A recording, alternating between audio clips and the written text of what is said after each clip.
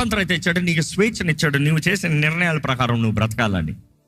దేవుని వాక్యంలో చూస్తానండి, దేవుడి నామము మహిమపరచబడినట్లుగా దేవుడు ఏదైనా సరే మన జీవితంలో చేస్తానికి సిద్ధంగా ఉన్నాడంట. ఏదైనా అంటే ఎవరిలాంటి వారికి ఆదరిస్తాడంట. ఇంకా కింద నుంచి పైకి వెళ్తా ఉన్నాం కదా, ఇంగ్లీష్లో అయితే ఇలాగ ఉంది, that they may be called the trees of righteousness. ఏంటన్నమాట? తెలుగులో ఎలా ఉందండి? నీతి అను మస్తిక వృక్షములనియు, నీతి అనే మస్తిక వృక్షములనియు, వృక్షములు, the trees of righteousness. What is the trees of righteousness? Who? ఎవరైతే దుఃఖములు ఉన్నారో, బూడిదలు ఉన్నారో, బాధలు ఉన్నారో, ఓటములు ఉన్నారో, బంధించబడిన స్థితిలో ఉన్నారో, వారు ఏమని పిలబడేదానికంట? చెప్పండి, వారు ఏమని పిలబడతానికంట? నీతి అనే చెట్లు అని చెప్తాం. ట్రీస్ ఆఫ్ రైచియస్నెస్, మస్తిక చెట్లు.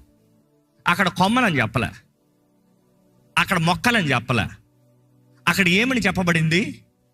చెట్లు.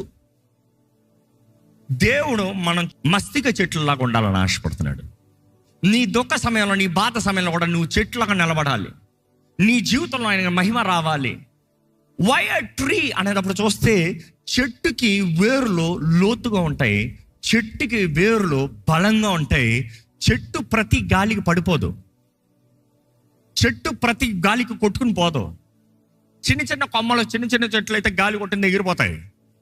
కానీ కొన్ని డెకేడ్స్గా చెట్లు ఉన్నాయి తెలుసా? విచ్ మీన్స్ గాలి రాలేదని అర్థమా? తుఫాన్ ఎదుర్కోలేదని అర్థమా? వరదలు రాలేదని అర్థమా? ఏమొచ్చినా ధైర్యంగా నిలబడతామని అర్థమా? ఈరోజు దేవుడు మనం ఎలా ఉండాలంట? చెట్లులాగా, నాటబడిన చెట్లులాగా ఉండాలంట. తన కాలమందు ఫలించే చెట్టులాగా ఉండాలంట.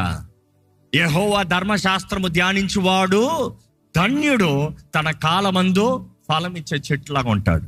దేవుడు అంటాడు, చెట్టు మాత్రం కాదు, నీతి, righteous trees, right standing before God.